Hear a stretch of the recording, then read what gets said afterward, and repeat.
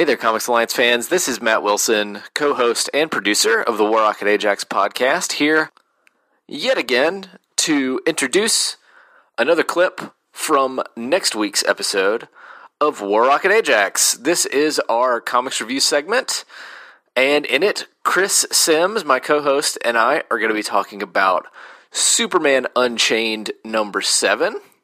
We're going to be talking about Legendary Star-Lord number 1, and then we're going to talk a little bit about the brand new Boom Studios Robocop number 1. To listen to this full episode, be sure to go to warrocketajax.com on Monday. But for now, enjoy this clip. Let's start with Superman Unchained number 7, because last week we talked about Superman number 32, and compared it to Superman Unchained. What did you think of this issue, Chris? I really liked this issue. Partially because there's a lot of Batman in it, and I like that it's essentially half a Scott Snyder Batman comic at this point. And so it's Batman fighting the Wraith, who's the militarized Superman character, the version of Superman that landed in 1938 and signed up with the U.S. military. Which is interesting because, again, we talked about Superman 32, like taking that same story and kind of, running it through again. And what we're getting with the Batman stuff in this is we're essentially getting a Superman-Batman fight, right? Because Wraith is a Superman stand-in. But it's a Superman-Batman fight that we haven't seen before, and we see it in a way that we haven't seen before, where they're like literally fighting in the Batcave while Batman is wearing his Batman Beyond stealth suit. Batman gets his ass kicked in this comic, which is awesome. Because, Snyder as a writer is secure in what Batman's all about. His Batman doesn't need to prove anything because he's also writing Batman. So you get this fight where these guys are on very much even terms. Like, it's not a Dark Knight Returns rehash, which is the danger of every Superman-Batman conflict and what makes them unreadable. And I gotta say, Jim Lee's art really lends itself well to this issue, being mostly fight scenes of various kinds with weird armor, where the weird armor is a plot point in the comic. Batman has weird armor, Superman has weird armor, Wraith has weird armor, and it all makes sense that it has it. The fantastic thing is that Batman loses this fight. Batman gets, beat down, and this is a spoiler warning. Wonder Woman shows up and starts beating Wraith with the giant penny. She picks up the giant penny and hits him with it. That is all I want in this comics. I want a supervillain getting hit with oversized objects. Then, the next thing that happens in that scene is that Wraith picks up the T-Rex and hits Batman and Wonder Woman. So, again, I am in heaven. Also notable, we actually got some questions about this on Twitter, but Superman shows up in his samurai armor.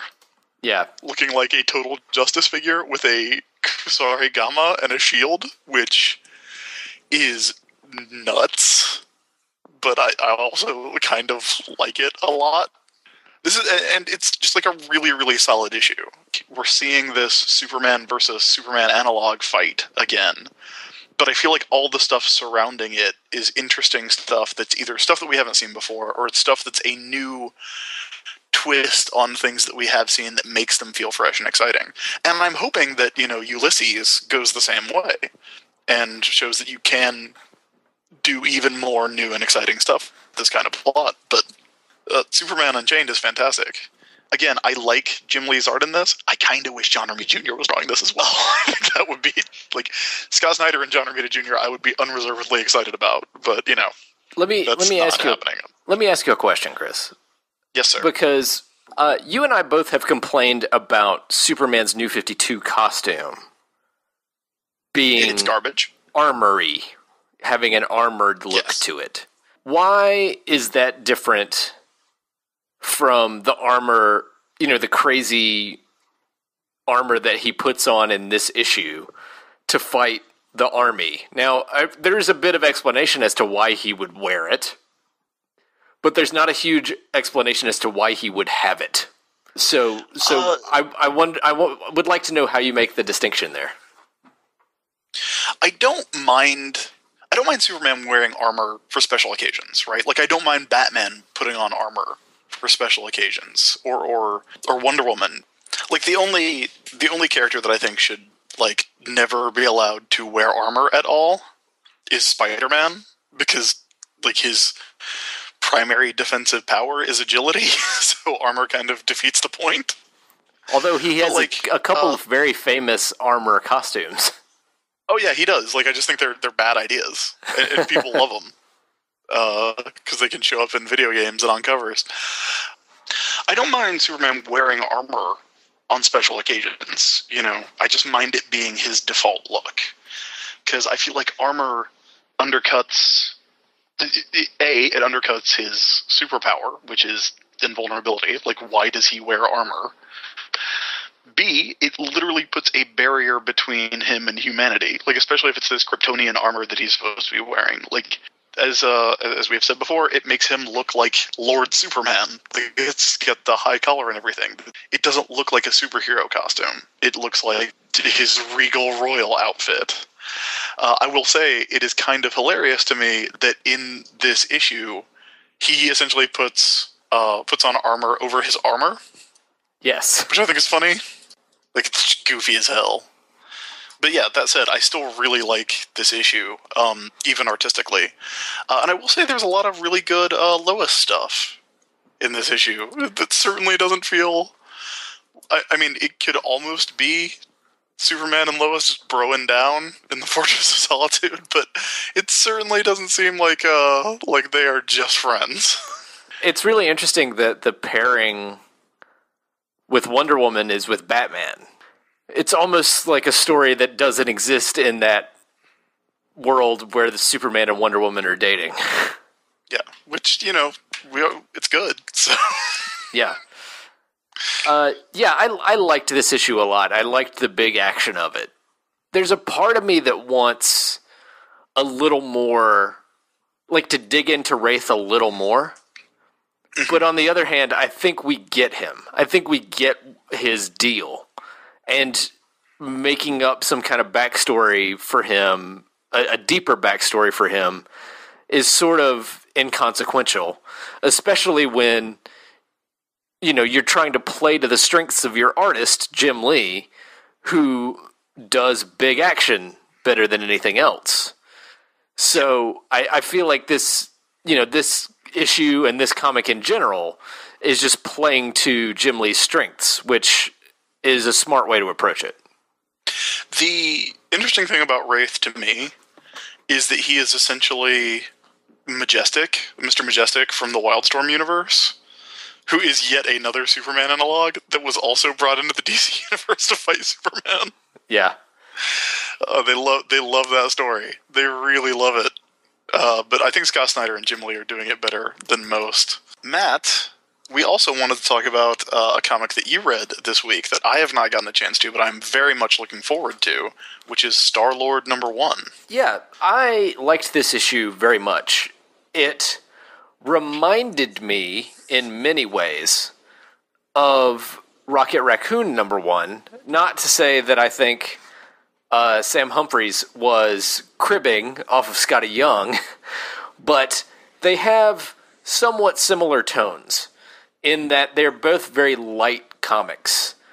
And I don't mean that in a way as to say that they don't have consequential stories.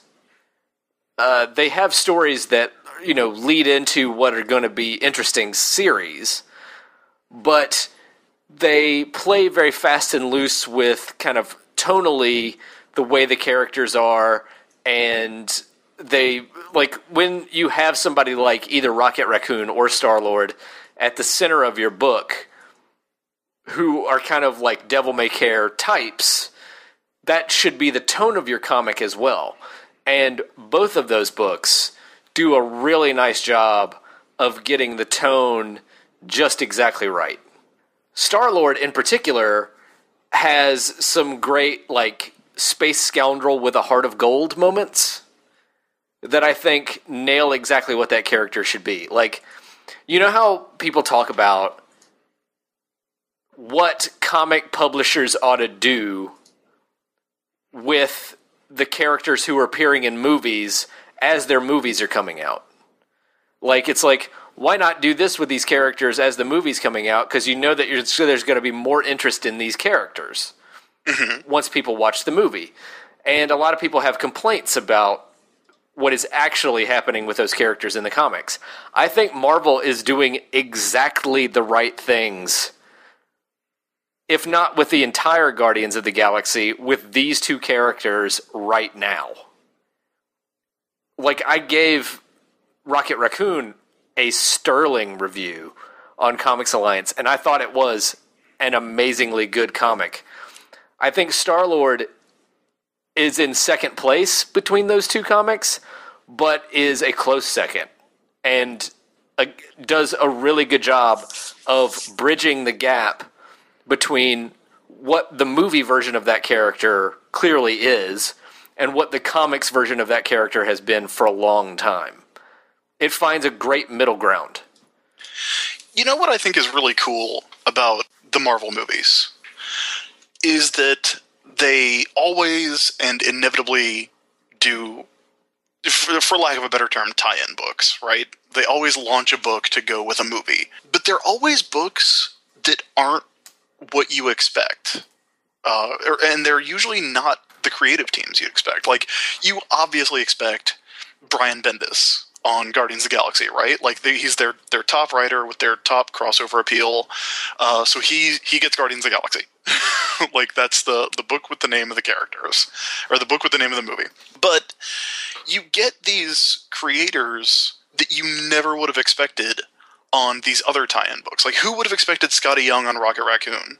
Like, that sounds amazing. Who would have expected Sam Humphries to be writing a big budget movie tie-in book? And this isn't something new. Like, you go back to when Iron Man came out, you know, that was when they launched Invincible Iron Man with Fraction and Salvador Larroca.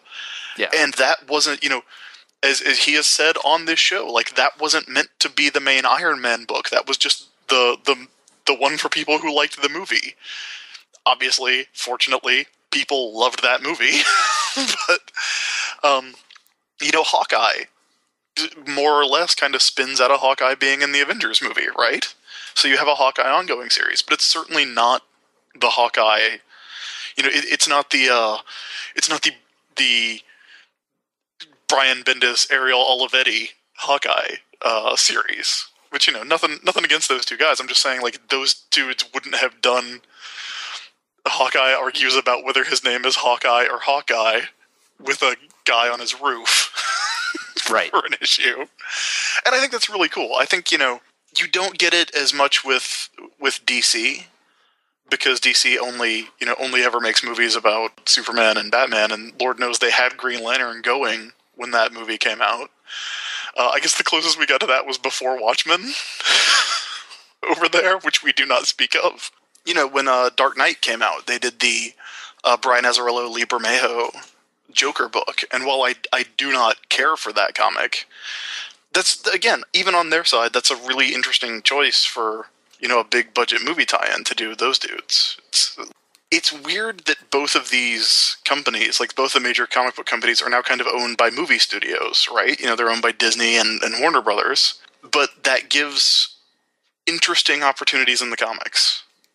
And yeah, like, I think Marvel has been doing a bang-up job with it, just A, by the sheer volume of movies they're doing, and B, by making, like, really cool choices about who to put in the spotlight.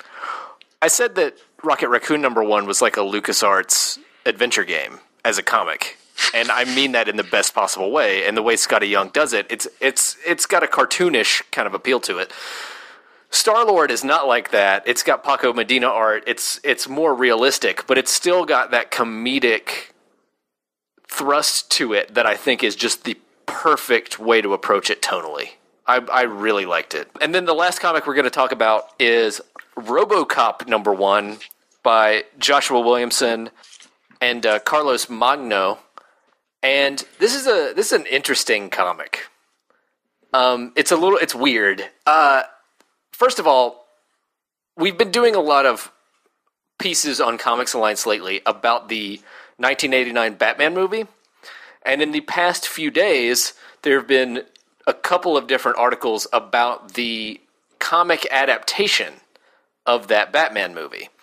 And looking at Jerry Ordway's art from that comic adaptation and reading this Robocop adaptation, it's like Carlos Magno learned likenesses from Jerry Ordway. This comic is full of spot-on likenesses of people from the Robocop movies. But the plot of this comic is really strange. First of all, it reads like... You know there was a Robocop TV show that spun out of the movies? Now, are you talking about the more recent Robocop TV show, or the one... Was there an earlier one? I don't remember exactly when it happened. I remember there being a TV show. But it really didn't have a whole lot to do with the movies, per se.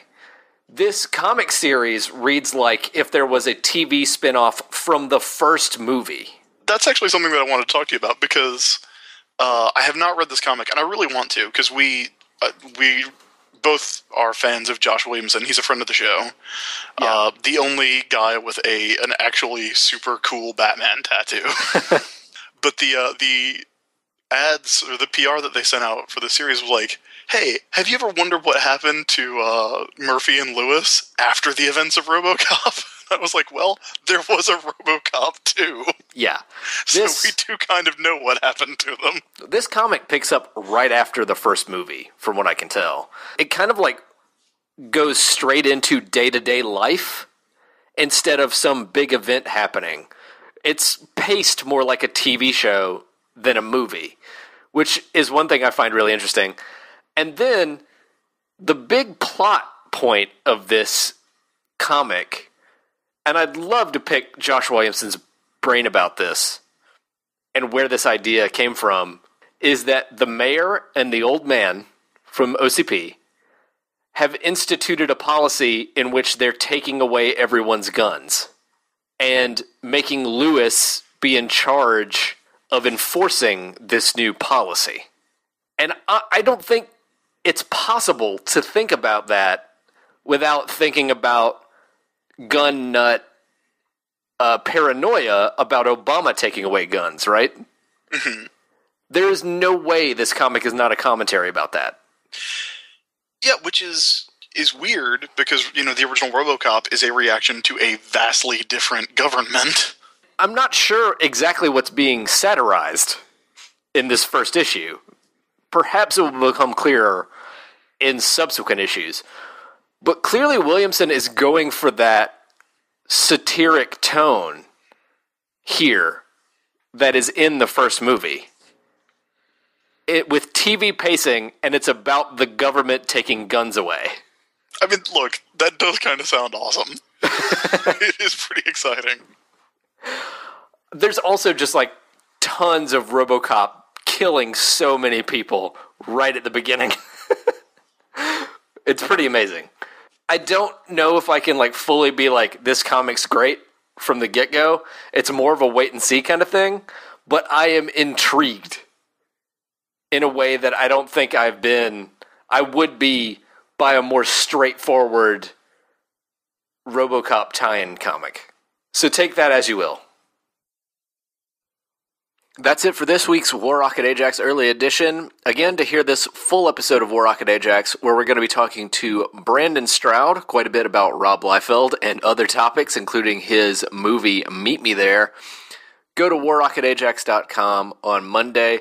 You'll also hear in that episode, Chris and I add a few more entries to our Every Story Ever list. We do checks and recs and everything else we do in a normal War Rocket Ajax episode. Thanks for listening to this early edition. Check back in next week with us, and have a great weekend, everybody.